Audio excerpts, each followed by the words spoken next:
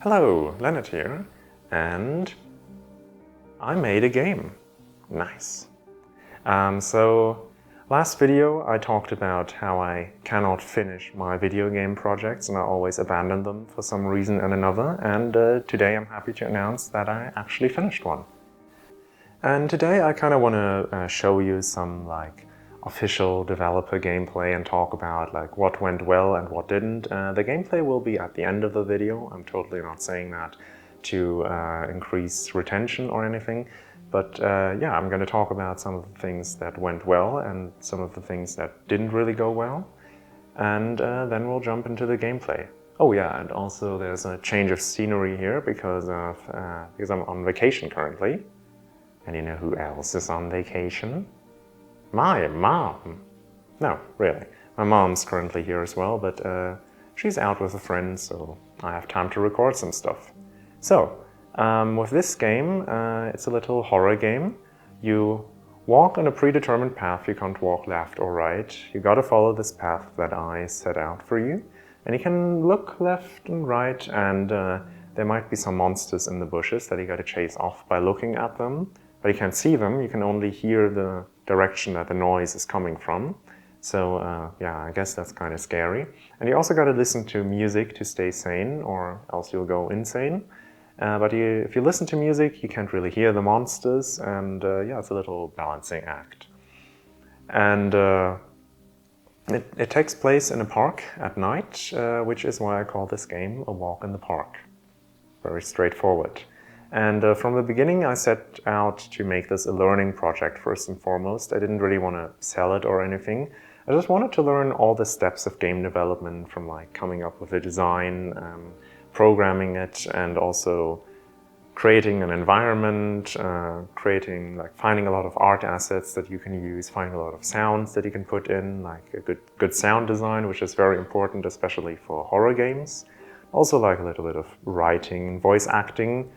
And yeah, I know a lot about coding and some stuff about game design, but not really about any of the other points I just mentioned. And it's kind of like when you only practice the first level of a video game speedrun, you're very good at this first level, but you're going to suck at all the others. And that was kind of my situation with game development. So yeah, I wanted to do this project to remedy all that. And remedy I did. I learned a lot about environment design, which is one of the most important parts of any game, I think, because we're very visual creatures. And it's also the part that gets people to react the most to your game, as I learned. And it's also one of the most tedious parts, because, man, it takes a lot of time. Not even the level design part, because level design is mostly just doing the layout and stuff. That's actually kind of fun for me, but the environment design, you gotta find the right art assets, which I got really lucky with, luckily.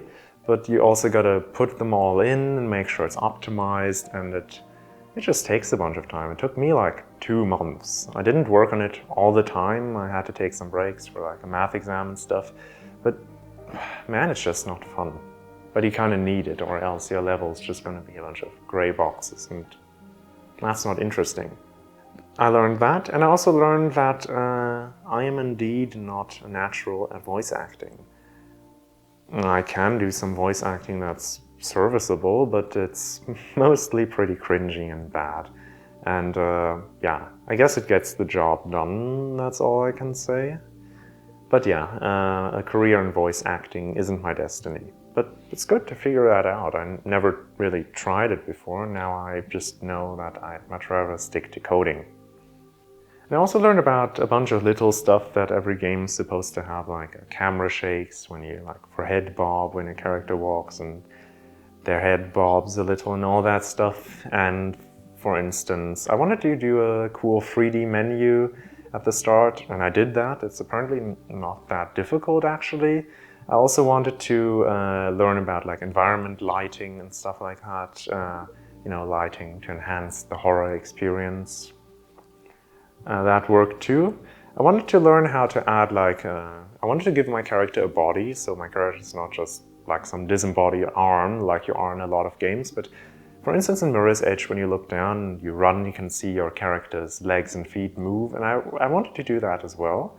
And I actually succeeded at that, so I found a free character model and some fitting animations on Mixamo, which is a library maintained by Adobe for, well, character animations. And I added these to my game. And now whenever you look down, you can kind of see your character's legs and feet doing stuff. And when you walk past a street lamp, you can see your character actually cast a good-looking shadow. I think it's really cool. And it's definitely, aside from the environment, it's one of the best things I learned from this project. And there's a bunch of little stuff, but that's not really worth mentioning. So, what did I learn from this? Making games is really tough, so I gotta keep them simple so I can actually finish them in a reasonable amount of time. And making games alone is even tougher. So with my next game project, I'm gonna learn how to enlist the help of other people I know. Either it could be people I know directly or like contractors that I pay through Fiverr or Upwork or whatever. But yeah, that's my main takeaway from this. And honestly, now I'm kind of ready to show you the gameplay. So I'll hand it off to Future Leonard. Alright, here's Future Leonard, and now I'm finally back home and I can show you the game I've made. So, you can see, got a nice little 3D menu. I can choose between different graphic settings. It's very basic stuff, but it's still cool. And I made sure to give everyone credits because, yeah, that's the right thing to do. Okay, let's start. Taking the same road every day gets boring.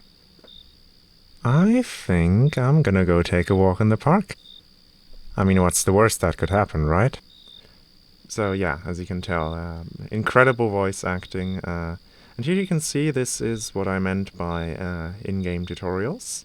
W to accelerate, S to decelerate, escape to pause. Look, it's like you close and open your eyes when you pause and unpause. I'm very proud of that effect. Okay, and now I'm just holding W. You can look around.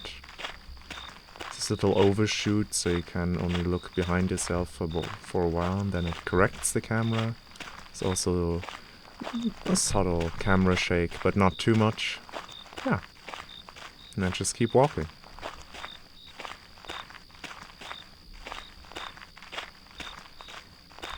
Ooh.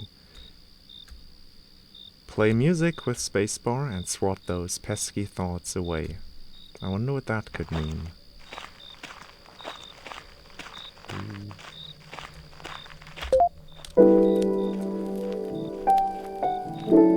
So yeah, this is the sanity mechanic. You need to play music every once in a while or you will perish. Okay. Here you can see a nice little lake. We'll see it a bit better in a second.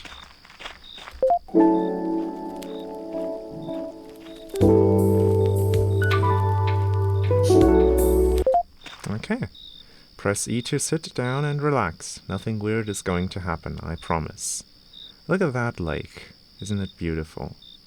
Okay, let's sit down. I like this little animation, although the leg clips through the bench, but whatever.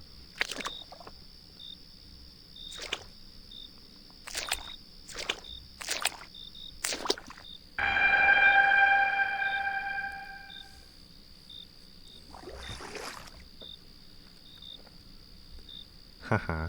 Yeah, I like these little cutscene things. They're very cheap and easily made, but you know, I'm happy how they turned out, regardless. Okay, let's keep walking. Gets a bit darker now.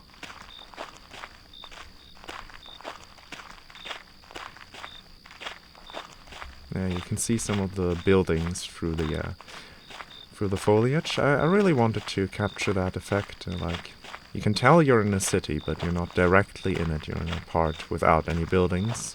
I don't know. I think this has a special atmosphere. Oh yeah, and the music changes for each section. Ooh. Oh yeah, something rustling in the bushes? Slow down and stare it down. Also make sure to stop your music. Yeah, that's all the tutorial you're gonna get. Oh, let's play some music again. Oh yeah, and the pier, that's like my favorite part. Like, I kinda missed the best angle to show it to you, but you can see it on the store page if you wanna. Let's just listen to some of these tunes and keep walking. Well, might as well enjoy the ambience a bit every once in a while.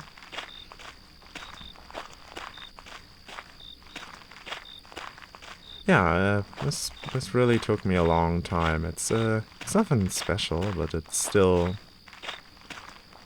nice, I think, and I kind of like the environment. Although I had to do a lot to get it to be optimized. Oh, and here you can hear the monster.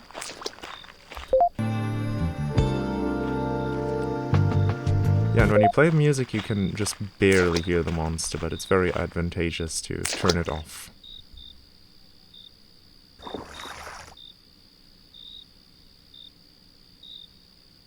Okay, and the monster's quiet once again.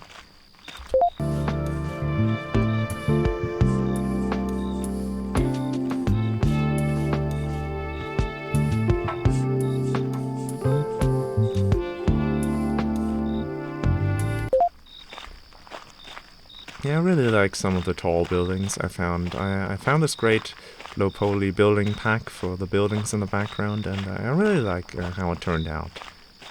Okay, here's the next park bench. Warning, dangerous monsters are rumored to roam this area.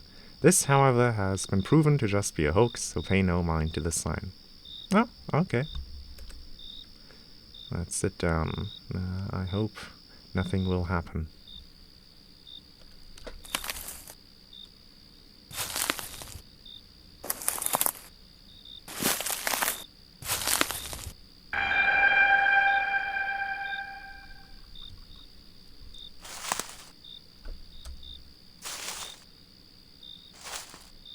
Yeah, and that's the introduction to the second monster. So, now I could keep going, but I don't want to spoil everything, and if you want to experience the full game, you can just download it yourself. It's completely free. Yeah, make sure to give me feedback if you do so, even if you just think it sucks, but at least let me know why, so I can improve. Okay, that's really it for this episode of When It's Life, and I hope to see you in the next one. Okay, see you then, and Creator out.